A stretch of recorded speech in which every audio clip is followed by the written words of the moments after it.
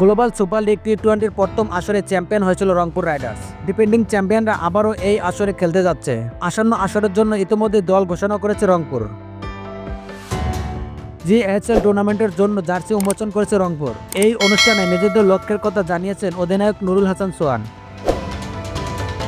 তিনি বলেন, শেষবার আমরা যখন গ্লোবাল সুপার লিগে খেলেছিলাম ওভাবে আমাদের কেউ কাউন্ট করছিল না। প্রথম দুটি ম্যাচ হারার পর একটি ব্যাকফুটে ছিলাম। ওখান থেকে এরকম একটা মঞ্চে আমরা চ্যাম্পিয়ন হতে পেরেছি, অবশ্যই আলহামদুলিল্লাহ। এর সাথে আমার মনে হয় এবছর অনেকটা বড় চ্যালেঞ্জ থাকবে।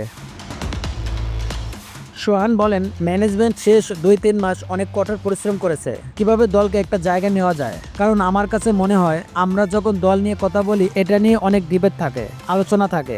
শেষ মুহূর্তে আমরা যখন দলটা পেয়েছি এই দলের উপর আমাদের শতভাগ বিশ্বাস আছে। ইনশাল্লাহ আমরা আমাদের সেরাটা দেওয়ার চেষ্টা করব।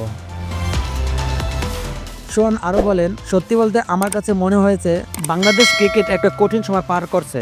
গতবার আমরা চ্যাম্পিয়ন হয়েছি, এটা বাংলাদেশ ক্রিকেটের জন্য একটা বড় অধ্যায়। সেই জায়গা থেকে এই চ্যালেঞ্জ আমরা উপভোগ করার চেষ্টা করছি।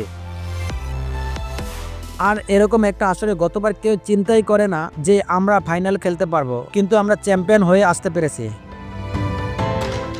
অবশ্যই এবার আমরা চ্যাম্পিয়ন টিম হিসেবে যাব। একটা চ্যালেঞ্জ থাকবে, সবাই এই চ্যালেঞ্জ উপভোগ করার চেষ্টা করছে। আপন নিউজ ডেস্ক।